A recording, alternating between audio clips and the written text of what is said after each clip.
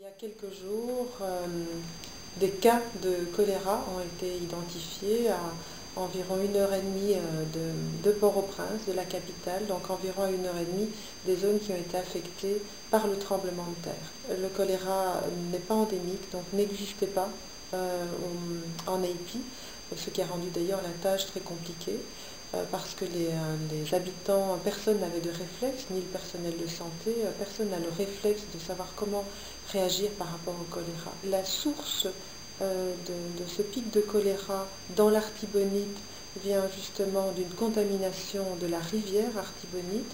On essaye d'en trouver les causes. On sait que la rivière a débordé, a été en crue et a donc sans doute été souillée par des matières qui étaient sur la terre.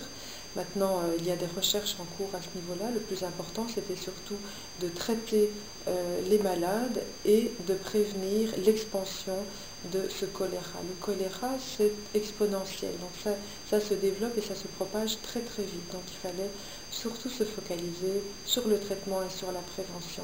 Des décès par choléra dans un pays très pauvre et dans un pays qui n'a pas de réflexe, ni de structure, ni de système approprié pour réagir, est mortel. Et on l'a vu, aujourd'hui on a 253 décès qui ont été déclarés, c'est énorme en quelques jours.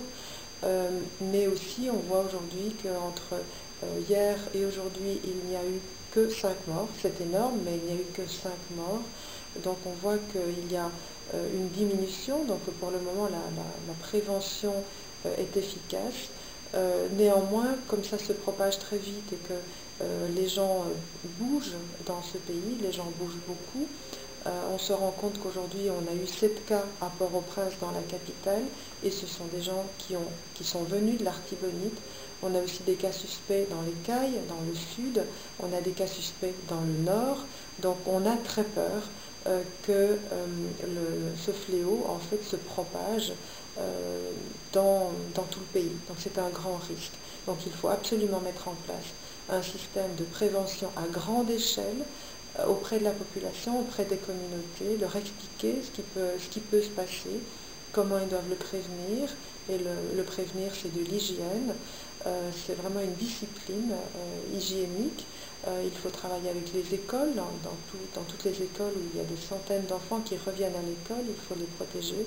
Il faut aussi former le personnel de santé dans les centres de santé, dans les hôpitaux. Il faut prépositionner du chlore, il faut prépositionner des sachets de réhydratation orale, il faut prépositionner du matériel, des lits de camp, des tentes pour pouvoir réceptionner éventuellement des dizaines, voire des centaines de malades qui vont se présenter. Donc il faut être prêt. En Haïti, il faut être prêt aussi en République dominicaine et on est en train de se préparer à la frontière des deux côtés. Donc je crois que vraiment il faut mettre en place tout un système de prévention, que ce pays maintenant puisse se protéger et prévenir une éventuelle propagation à très grande échelle et très rapide.